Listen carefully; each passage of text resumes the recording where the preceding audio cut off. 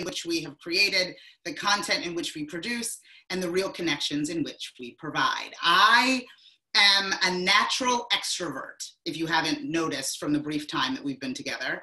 I am overly enthusiastic about just about everything, and I love to meet people, and I love to share the energy that I'm naturally equipped with as many people as possible. And I think that in navigating through my life, I didn't really understand what led me to here and what led me to the way in which I communicate, the way in which I share not only positivity, inspiration, but also motivation and what that looks like.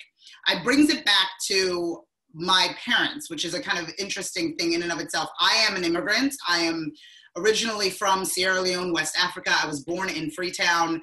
And so with this kind of really gritty work scenario, you arrive early, you leave late, your job is to be a leader in this world and to participate on a level and be willing to communicate on a level that moves people, that gets people excited, that affords you the ability to shine and be your best. And that was inherent to us as we got older and we began to understand it, but it started quite early. My mother, who is one of my favorite people and is somebody who's been part of a tight-knit group that I hold very, very close to me. When I was younger, I'm one of four. And, you know, I'm the second. And there's something about middle children. I don't know if there's any middle children on the call, but there's something about us that is quite unique. So I was in the boisterous one as if, you know, if anything, and we would go and peruse through our day. I'm one of four, and all four of us never missed a day of school, if you can believe that. Upon graduation from kindergarten to graduation of senior year, all of us got this ridiculous certificate that said that we were not sick or tardy, or my parents were very, very proud of that accomplishment. And I was really reflecting back on the life that they had provided me and the blessings that I have had. And it's not the bigger things, it's the kind of smaller things. And to kind of touch base onto my mother again, she would leave. And even to this day, I'm lucky to have both of my parents. They're both 75 years old. And their wisdom continues. And when we were smaller, up until the day that I moved out of that house, my mother continuously put quotes on small Post-it notes throughout the home. So it would be brushing my teeth and I would be inspired by a quote from some scholar. I would be resting at night and a Post-it note would be stuck to my cheek from some athlete. It was all over the place. And at that point, you know, as a young child, arguing with your West African mother was not an option. It was not about questioning what she was doing or how she was doing it. I was like, the Post-it notes, that's a thing. It became a staple in the house. We would expect it on a regular basis. They would move, they would change. Even as an adult, I just figured it was just one of those quirky things that my mother did. And I just kind of chalked it up to that. I would violently run around the house when friends were coming over and remove them only to get a really snarling look from her as to where were my quotes, where was that inspiration. And as an adult, after I graduated from college and I had moved home for a short period of time, I had asked, I said, what is with these Post-its? Why? Why am I stepping on these Post-its in an ungrateful tone? Only at that point as an adult to realize the wisdom when you truly become a child again, right? And to look into her eyes, and she said, life is hard, Cheldin. And oftentimes you cannot find the words. And I know that there's going to be difficulties, and I know that you are going to be having challenges in your life, all four of you, as I have challenges myself. And oftentimes we cannot find the words, so we must use the words of others to move forward. And at that point, I looked at my mother differently. I understood sacrifices, trials, tribulations, all rolled down into a series of different colorful Post-its. And she afforded me the ability to find inspiration in the words of others when I could not find the words myself.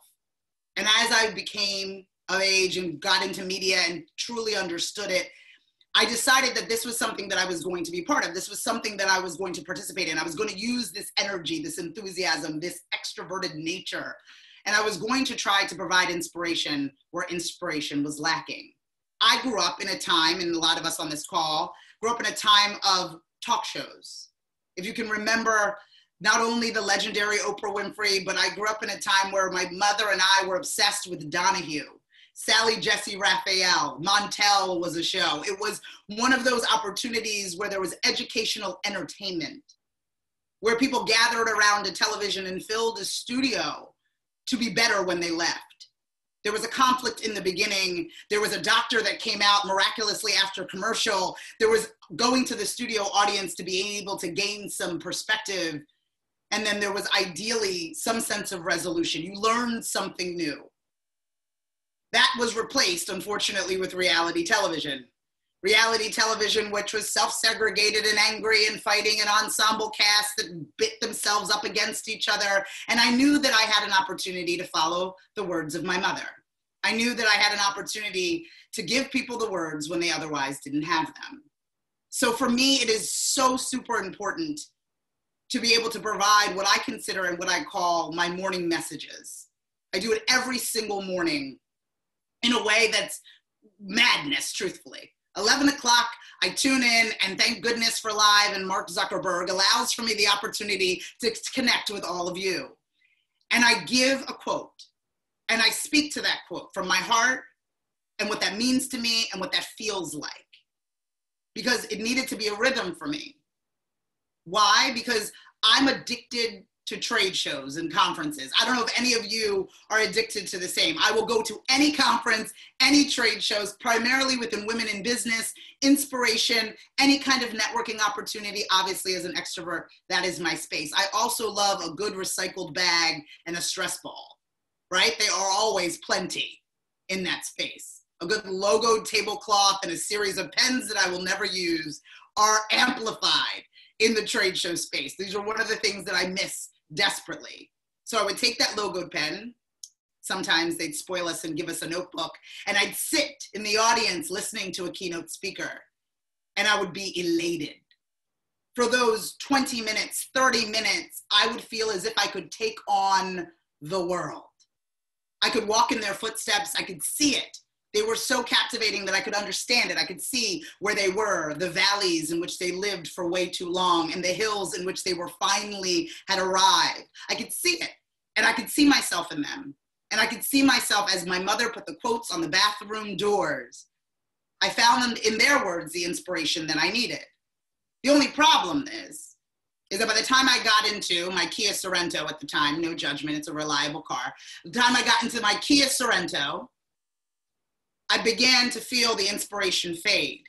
Days would pass, I would throw out the recycled bag, the pen would no longer work, and I would be in a space where I would be missing that inspiration, longing for the next trade show, longing for the next conference, longing for that next piece to be able to gain that motivation, to gain that inspiration. Again, I looked at what I was doing and said, is there a way? Is there a way that I can create not only the day of inspiration, but staying motivated? Because that is the challenge. We can tap into things to be inspired. We can put on music, we can look at that one quote, but are there people there to keep us motivated? And now at that point, I was committed to doing so. But I have to say, even as an extrovert, it's a difficult journey. It is a practice. I'm lucky enough to have been a Division I athlete at LaSalle University in Philadelphia. I played Division I field hockey and ran track, which is absolutely insane. I ended up, upon graduation, being the captain of my field hockey team, but not necessarily running track for the last 2 years. Decided to join a sorority and engage in some social entertainment. So that was my life. The ability to always be in sports and activities. The West Africans had no other option. You will keep busy. Idle hands are the devil's workshop, my mother used to say.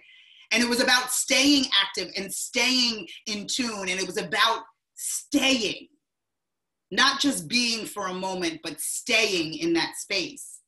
So when I struggled in understanding how would I stay motivated and how would I encourage other people to stay motivated, I tapped into my collegiate athletics, into remembering in 8th grade when we had to go to practice 7 days a week in order to prepare for a tournament. In college, when we went to 3-a-days, practiced 3 times a day before the season began.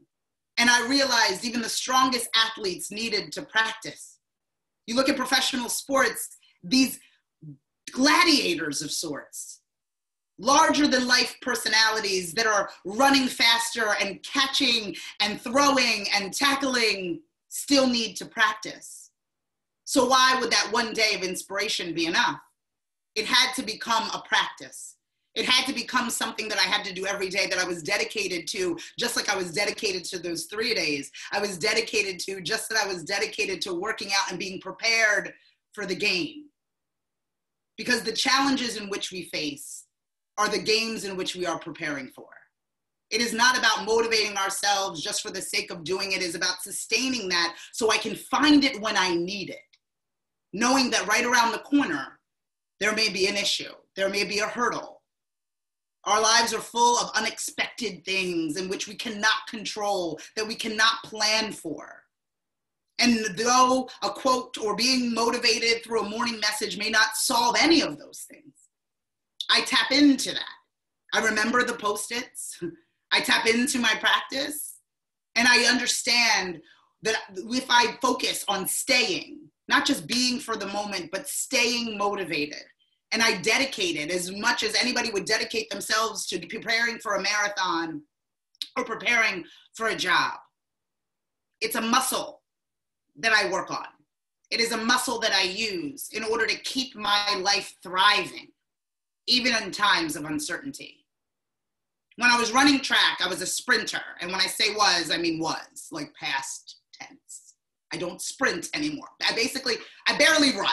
I run when people are chasing me and no one has chased me in quite some time, okay? And so it's one of those situations where I have to remember what it looks like. And in track, primarily the first year of college, my collegiate coach said, Cheldin, you are amazing. You're very, very fast. We would like for you to try something. We want you to try the hurdles. Excuse me, what was that? We want you to try the hurdles. 100 meters, 200 meters, 400 meters max. I don't think that it's nice to pass your finish line. I think it's kind of rude. One time is fine, as much effort as I can provide, and then I'm done. And now this gentleman with enthusiasm runs up to me and says, I have an idea, Cheldin. Let's try you at the hurdles. So let me get this right. You want me to run as quickly as possible with things in my way. You want me to sprint with things in my way. I said no. I said, I'm fine. Let me work on my curves. Let me work on my strides. Let me work on my starts and my direct finish. That is how I would like to live my life. Only to fast forward to my life as a wife, as a mother, as an entrepreneur. My friends, I have chosen to live a life running the hurdles. This is an opportunity where every sprint that I have has something in my way. Every turn has something that I have to leap. And in this race, it's unexpected. I can't count it down knowing that it's coming around the corner. I can't count it and see it in front of me. I just have to brace myself for it. Knowing in relationships with children, with health, with sickness, these are things that are unexpected. This is a race that I can't completely prepare for. But what I can practice, what I can use, is the references provided to me by my West African mother and her Post-its that lived throughout my home. To this day, you will find inspiration behind doors, in cabinets. Little does my 9-year-old know why Grandma has all of these Post-its around. Don't touch them. Leave them, I tell her, because they will be useful to you someday. The hurdles that I have jumped to arrive here, the knowingness that I can get through what it is that I'm working towards. It's not easy. And oftentimes I live in the valley a lot longer than I would like, before the hills come about, before I'm able to jump that hurdle. But it comes with practice, because that was what my coach was saying. Cheldin, if we practice, you'll get it. If you practice, if you come to practice, we'll teach you technique. We'll make sure that you'll watch videos, and then you'll get it. I opted out of that and into all of this. And I would never trade the hurdles that are in my life. I would like to take them a little easier. But now, with every new hurdle that comes, I reference my morning messages. I reference the Post-its that I'm lucky enough to still have posted in my 75-year-old mother's home. And I seek inspiration and I seek to give it. Not just for the day, but the ability to stay motivated, to pace it out, to know that it's going to be a practice of sorts. And then just like I was playing field hockey or running track, I may lose on any given day. On any given day, I may lose the race or lose the game, but there's still practice on Monday. You still have to perfect. You're still expected to show up. You're still giving it your best, watching tape, reviewing what you have done, only with hopes of doing it better the next time. I want us to be patient with ourselves as we practice, as you gain motivation, as you hold it dear to you and try to stay motivated. We're tough on ourselves. It's the voices between our ears that yell the loudest, that keep us from staying motivated. But often, at least in me moving forward, now you know me, you can find motivation in what I say and how I behave and how I act and what I'm willing to share and the time I'm willing to spend in not just motivating you all for one day, but keeping you motivated to move forward. The motto of my company is the ability for you to scream your dream. The majority of people cannot find their voice. They talk in what I call a whisper.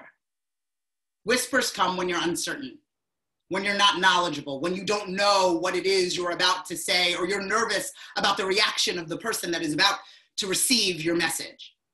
Your shoulders go down, you drop your chin to your chest, and you're nervous about what that reaction may be, but there's a difference when you are prepared. I'm lucky enough to be a professor at Temple University. I'm an adjunct. I teach personal branding. In the spring, I'll also be teaching at Drexel, craziness. I'll be teaching social media, a whole other ball of wax, to a bunch of underclassmen living in a completely different generation. I thought I was young and hip. I was wrong, completely wrong.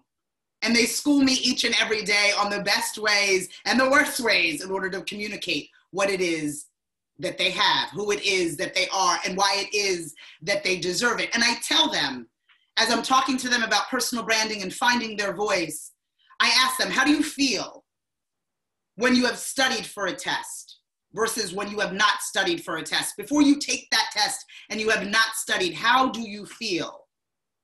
Hands begin to raise even in this Zoom space, and they say to me, Cheldin, I feel nervous.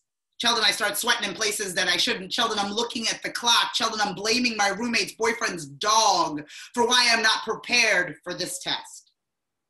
You're nervous. You want it to be over. You want to make every excuse in the world why it did not work. But how do you feel when you have studied for a test? Give me that number 2 pencil and that blue book if that is still a thing. I am ready to take this test. I got this. I know the information. You can't stump me. That's what motivation is for me. It's studying for the test. It's being prepared for that race. It's being prepared for that game. It's being prepared and arriving ready to play. And I know it can't always happen. And I know I don't always have the answers, and the answers may not be found in a Benjamin Franklin quote, but it helps. And every day, that little piece of help makes a difference. So I continue to show up each and every day. I show up and I share inspiration in hope that it becomes long-standing motivation for the people who follow, fan, and like me, and for the people who need it. And it's not every day that everyone needs it. It's some days you need it. I spoke to a counselor a few years back, and he's a gentleman. He meant well, he did. And he had said to me, Cheldin, throughout the course of a month, we have ups and downs, trials and tribulations.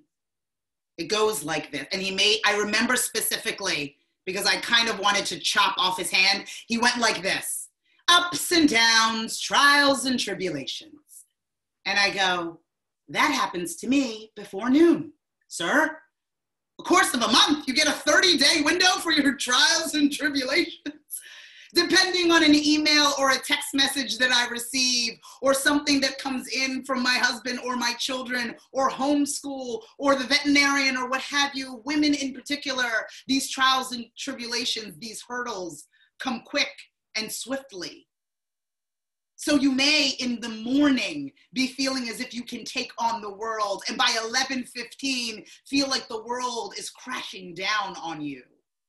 I don't know if I'm alone in this, but my gut is that I'm not. And so you need to dive into something else. Maybe a positive distraction. Maybe a morning message. Maybe a quote found on a bathroom mirror. It's important to be able to look at this as a practice. Similar to you going to the gym, or similar to you working out, it's a mindset practice. Can I find the good? Can I find the sun in this cloud? And your willingness to do so. To be happy that you are inspired for a day, but to know that staying motivated is the key. To understanding how you're going to run the race, and if you fall, if you hit that hurdle, if you lose, that there's more to practice the next day. So I seek inspiration in the words of others when I can't often find it myself. And believe me, I've got a lot of words. But I find myself calling upon these words and quote books for days to make sure that I have all of the inspiration that I need, and that I take that inspiration and I put it into action. So I'm prepared for that test.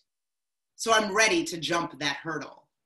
My goal for all of you is to be able to find your voice, to be able to move forward with small bits of inspiration, not full buckets of it, just bits of inspiration that you sip on from time to time that allow for you to quench that thirst and move forward in a way that gets you focused on where it is you want to go, and in a way that allows for you to truly find your voice, no longer whisper, and scream your dream. I'm excited to be able to dive into these conversations with all of you. I know my mother, that beautiful 75-year-old woman, had uterine cancer 10 years ago and is thriving with her post-its and her opinions, and I'm lucky for it. And organizations like this have afforded her the ability to live a better life, a better space. And to lend my voice to a group such as yours is just wonderful. Giving you not only bits and pieces of inspiration, but hopefully encouraging you to stay motivated as you scream your dream. Thank you so much for having me. Thank you, Cheldin. So good. So, you know, I'm sure, ladies, if you have questions for Cheldin, we want to be able to make this interactive so we can just, you know, go back and forth. And Cheldin, tell us a little bit about, you're talking about you're doing your 11 o'clock every morning. You're doing these. Is this on Facebook now? You started this already? Yes, I started this at COVID because, my studio was in Center City, Philadelphia. I would interview 1 to 4 guests per day. So I host the main talk show on my network of 10 other shows. And I was greeting, and I was fixated before COVID on not only the appearance, but the experience of my studio space. I was fixated on it to the point when COVID happened, there was that valley for me, right? What am I going to do? What am I going to say? How am I going to make this work? I'm not really quite sure. All of this uncertainty, and I wasn't alone. I know that to be true. But even in that entrepreneurial space, and when you're going through anything, it becomes an independent feeling, right? It is only happening to me. It's being taken from me. What I have built is being taken from me. And like my mother's quotes on the mirrors and the doors and the bathrooms and all of these scenarios, I needed this. This morning message is equally a selfish act. It is something that I need just as much. Being focused on something, the first 2 weeks, ladies, was not okay. The weave was crooked. I was eating sleeves of Oreos. I wasn't looking well. I caught myself in a mirror looking crazy. My husband's like, "Are you okay?" I was like, "Oh." I was not okay. So even as enthusiastic as I am, there are dark days. I was not well. It was not cute. It wasn't cute. I think I wore the same outfit for like 5 days. My husband's like, "Are we showering? Is that part of the agenda today?" I know, filthy. I'm sharing too much. but I was in a dark space and it was scary and I didn't know. And we still don't know, but I knew at that particular point, after I ate the sleeve of Oreos, after I drank a little bit too much Pinot Grigio, after my husband was like, we've got to figure this out, I was in a space where I was like, what is the next step for me? I have all of this enthusiasm, the ability to use my voice. How am I going to do that? How do I activate myself? And I referred to the Post-its on the mirror, the Post-its throughout the house, the track, the field hockey. I referred to all that I was and knew that I could be a disciplined person, knew that I needed a regimen, knew that I needed something to be accountable to and for, knew that I could not do it alone, knew that I needed to know that there was somebody on the end of it, and thank goodness for technology, and I dove in. And I gave myself a time. I set a standard for myself around my children and the way in which it worked, right? It was like, okay, 11 o'clock works for me. I didn't set myself up to fail. I didn't say I was going to do it at 8 o'clock when I knew 8 o'clock was impossible. I said 11 o'clock because that worked for me and I could commit to that. And I added it to the empty Google Calendar that I had. It's empty, sad, it's ghost town, right? I added it and it was the only thing on there, and I began to look forward to it. I got dressed, I put the lashes on, I became committed to showing up for myself and those who chose to follow, fan, and like me, because they chose to follow, fan, and like me, and what I could do is show up for them. And by doing so, I began to show up for myself. I began to be inspired, and I began to stay motivated. I started developing things, and when I was fixated on that Philadelphia location, now the world is my oyster. I am interviewing people in the UK, in the Caribbean, because Zoom, my friend, allows for me to do so. I'm no longer worried about the coffee and the danishes that are in the studio space. Now I'm worried about time zones and how do I connect with the world. COVID gave me that. It gave me an opportunity to sit down and realize what I needed versus what I wanted. The tolls, the parking, all of these things, thinking that it was satisfying me, I was able to utilize my voice in order to stay motivated and create something spectacular. And in a space where I wasn't even valuing what I was doing, right? Well, I wasn't even valuing how I was participating or showing up in my life. I would drive, I currently live in Southern New Jersey, and my studio was in Center City, Philadelphia. I don't even know how I got to work every morning. You know how you're like an autopilot?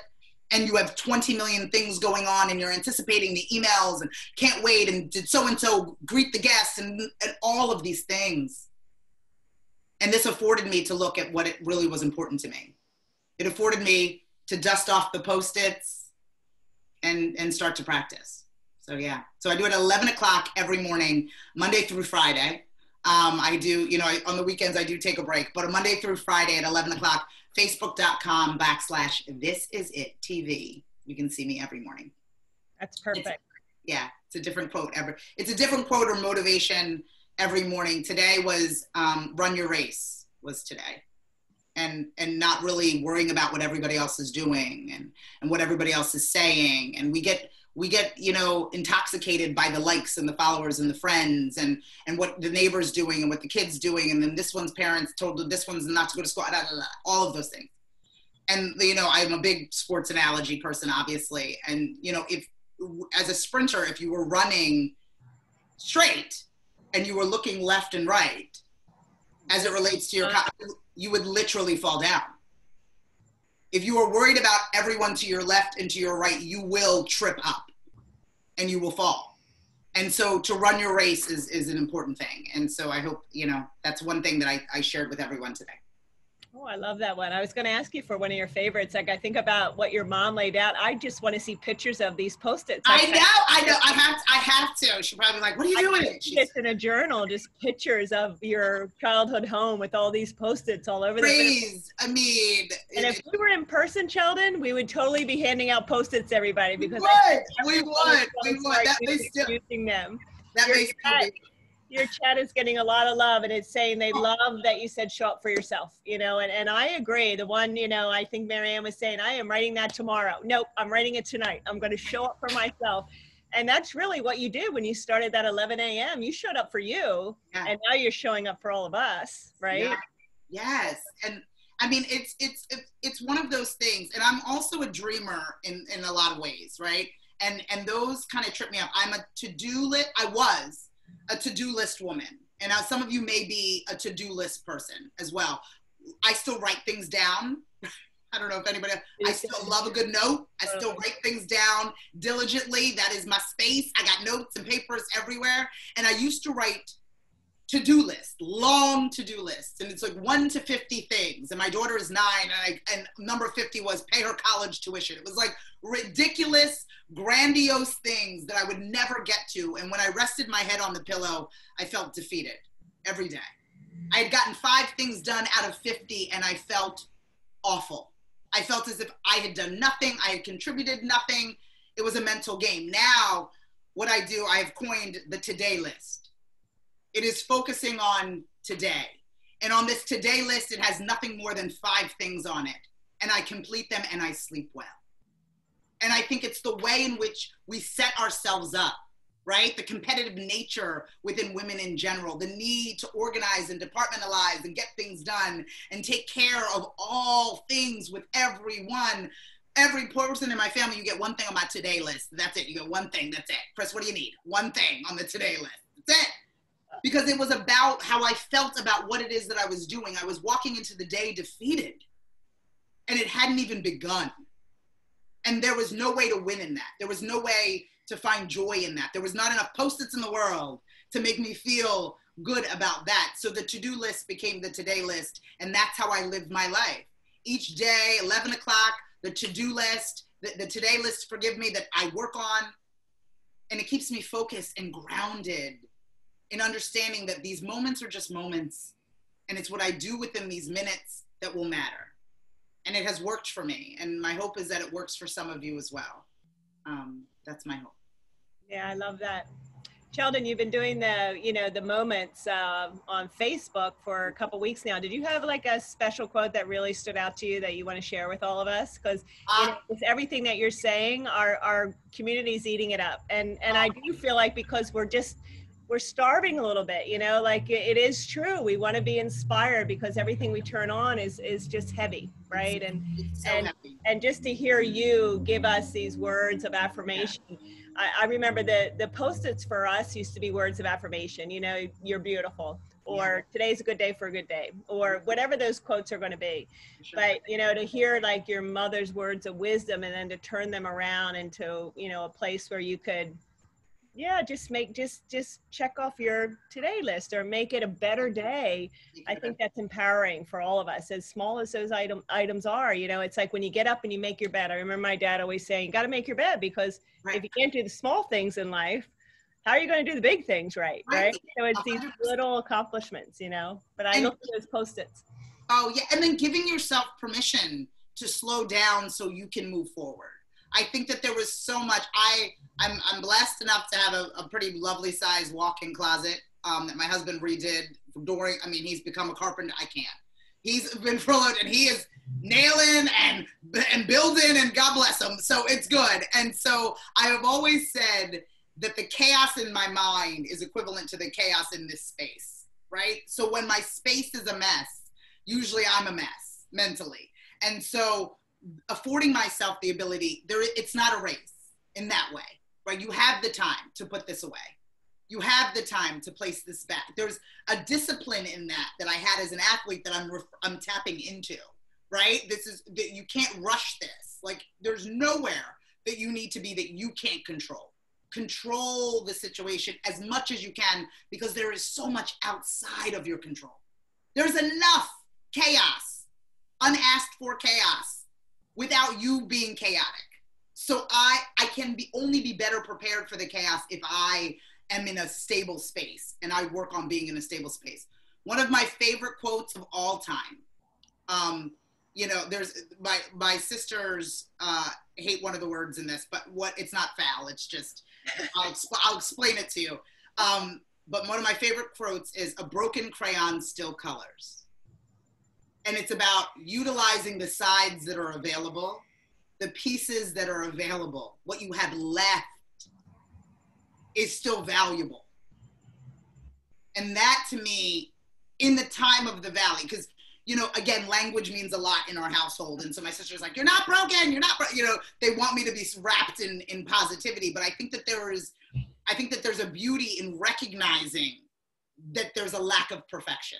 There's a beauty in understanding that sometimes you're not all together, and sometimes you're not well, and sometimes you don't have everything in order. But that doesn't mean you can't move forward. That doesn't mean it is hopeless. And oftentimes that's when you need the most hope. You need the most inspiration. You need the most motivation, because a broken crayon still colors. And I just think that from a child to an adult in whatever space, it literally is the truth. If it is broken in half, we can still make beautiful things with this imperfect piece. And I think all of us are a lot in that way. Love that. Yeah, so good. Have you talked to your mom about your vision and what the interesting thing, so I am one of four. I'm a middle child again. And I am the extrovert, and they're all intellectuals. So I come from a blessed space. So my father is a doctor of chemistry and a retired professor. My mother is a retired elementary school principal. My oldest sister is a consultant for a large firm in DC. My baby sister is a doctor of engineering and a consultant in Canada. My baby brother, the youngest, is a graduate from Cornell Law and practices in New York. I talk to myself on Facebook, just so everybody's clear as to what Thanksgiving looks like for me. Okay? So they're very confused, again, in the West African space, like, so why do they pay you? Like, why does somebody pay you? For what? Like, what are you doing? When I became an adjunct, it was they were like, oh, thank goodness. We were concerned about her. We were concerned about her, that she wasn't going to be well. At least now she contributes something of value to anyway. So in kind of navigating that space and what everything kind of looks like, I come from this really dynamic group of people, these intellectuals that are I'm blessed in that way. And so I feed off of them, and they feed off of me. And my mom, and I've been doing this for quite some time, and they were, begrudgingly they were supportive, but it was very much like, let's see how this pans out. Meanwhile, I'm 42. Let's see how this phase goes, right? Let's see how she's doing, right? In this scenario. But it was interesting. It was years ago. It was about 5-6 years ago. I was meeting my sisters. Now they were all coming in from DC and from Canada. We were just going to meet in Philadelphia to go to dinner. And I had a keynote speech that I was doing. And I said, why don't you come? It's kind of this open thing. Why don't you come? And then we'll meet for dinner afterwards. And they knew I was boisterous. They knew I was extroverted. They know all of those things. But this is the first time they saw me in my space, let's just say. And so I would glance around the room as I was giving, and I was like, and each of them pulled out a piece of paper, pulled out a pen, they start writing. And I'm like, oh, this dinner is gonna be interesting, right? And I'm just like, oh gosh. And I give this scenario, and enough to give me goosebumps. We go to dinner, we sit down, and they say, I never knew what you were doing. We were not clear. We knew who you are, but we never knew what you were giving, what you were sharing. Now this is what we think. And so every month since then, I have a call with them, and they are in essence my advisory board on what it is that I'm doing. So I have an elite advisory board of scholars. Yeah. What I'm doing, because it takes a village. And I think that oftentimes, another analogy, they are my huddle, they're my huddle. And I think that so often in a sports space, you have a group of people, and they can't, just like your today list, it can't be a lot of people, in my opinion. I think it's a good 3 at the max 5 of people that understand you, right? And then the analogy from the field hockey days, it's like my team knows that my ankle hurts, so they're going to pass left instead of right. They know that, what is happening at home. They know what they know you. But we lose together, and we still go to practice on Monday. you need that, even if it's one person. In that way, I think it helps. And that's what I am to a lot of people. I welcome people. I welcome to be in their huddle. And because I have been, rewarded, blessed with beautiful people in my life that see me. And that though they might not always understand, they bring their unique skills to the table. So my mother is very, very involved in the selection of quotes and the opinion of which ones should be negated and added to the morning message. Yeah. And she's aware that she is a significant, and I make sure that she knows that she is a significant contributor in the success of my life. So yeah, she's aware. Yeah, totally. What an honor for her, right? Like as a mother, that. Like think about your child saying and starting something very incredible that really came from just her inspiring you as a kid. Yeah, and it's those little things. And people they see you, and but I also saw her in weak moments. And I think that that's beautiful too, and that's what it was. It was when things were tough, the quotes were still there, right? The quotes didn't stop because things were tough, or when she got her doctorate or what, it didn't stop. Those things didn't stop. And that was what it was about. It was like how you get through the storm, is what she taught me, and what does that look like? And how, again, do you jump the hurdles when you don't know that they're coming? And to be grounded in that, is a blessing. But I'm also very aware, and that's more so why I do what I do, is that foundation was a gift. And not everyone has that. Not everybody can refer to a story about Post-its and, culture and all of these things. I'm aware of that. I'm aware of my privilege within a lack of privilege. I'm aware of what it looks like. I'm aware of it. And that even more so affords me the ability to use my voice to be able to help people stay motivated. Yeah. I love that. That's what Carol has said. What a beautiful mother-daughter relationship, and it's true. And you sort of address that, not everybody has that. And the fact that you can address it in a way that's like understanding that not everybody has it, but I want to share mine with you. Yeah, for sure. Yeah. Do you want to share a little bit about your project that you're getting ready to release, or is that still a secret? I am. It is fun. You're so sweet. You're so fun. So this is like a thing, and I showed you. So again, my mother and I are working on these. These are like the demos. They're called Morning Message. They're journals. And so there's a quote. Yeah, there are quotes on each page, and then there's open space. Nina, I'm thinking care box right now when I'm seeing that, right? I know, it's so fun. So my mother's wild. So there's 4 of them. She's wild. She's like, not this one, not that one. It's been a process. Yeah. And then you just get motivated because journaling is so healing for our women, our community, like, just writing and getting everything down, especially if you can't sleep at night, Cheldin, that's one of those things where you just have to let it all come out. We hold so much. So, this is such a beautiful opportunity to give us a inspirational quote to focus on and journal about and what it means to you.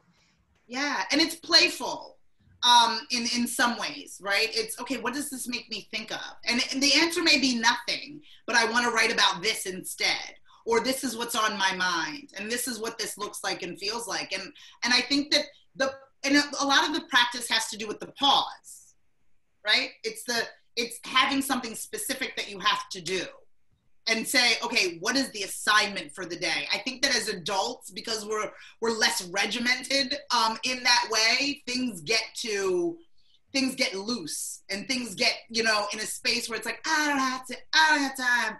I'll worry about it later. Like all of these things. And I think that it just affords you, I truly believe, just like, I had to go to practice for field hockey and for track, and I had to condition, and I feel like the same mentality needs to be put towards a positive lifestyle. It has to be. And it's not, there's this new term called toxic positivity that a lot of people are saying. I'm not really quite clear on what it even means. I think it's like about being overly positive. And this isn't necessarily for people who have, real needs. And because I believe mental health is a serious scenario. And I'm not claiming to be a professional in that space.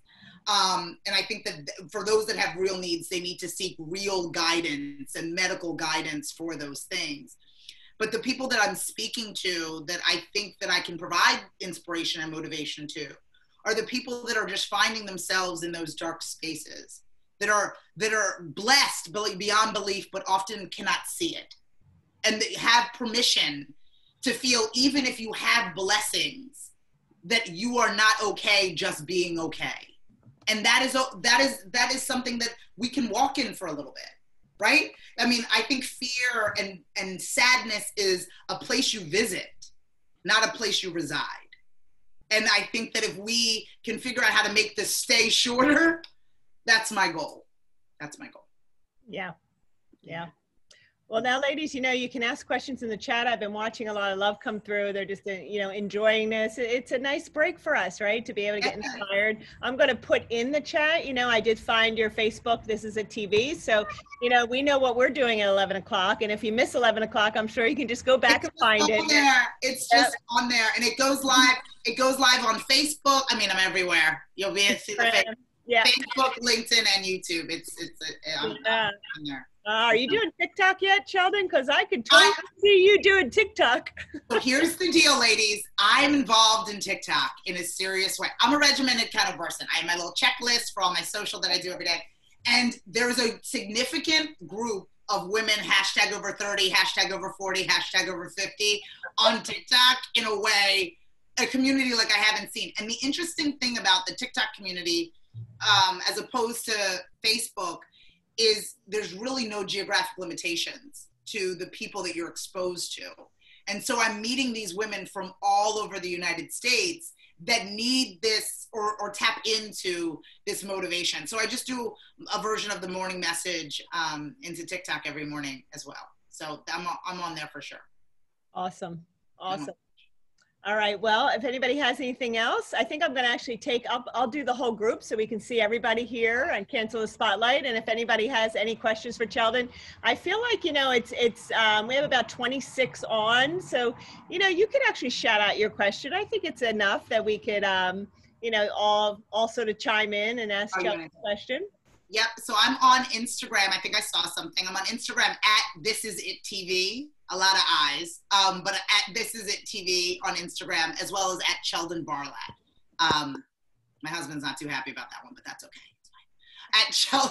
At Cheldin Barlatt on Instagram and Twitter, and then at This Is It TV everywhere. So you'll be able to see You'll be able to see the motivation. I'm pretty regimented with that as well. There's a quote and an image, and I have this whole grid commitment to making it look a certain type of way. But I mean, I see it as a service, and I know that I'm overly enthusiastic, and I know that that's natural for me, and I've stepped into it fully, knowing that others need it as well.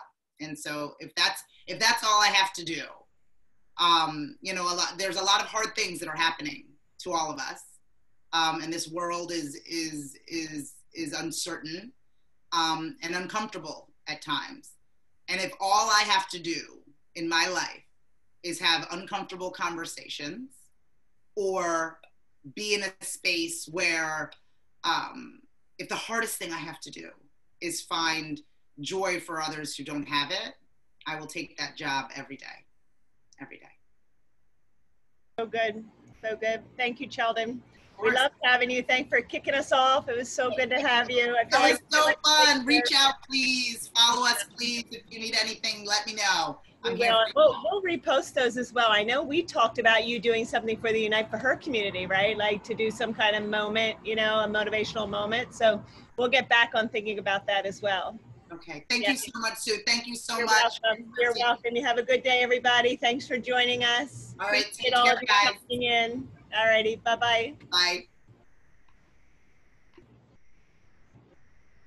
It was very excellent. I'm glad I joined. I'm glad I came in. Oh, I'm glad you came in too. Thank you, Victoria.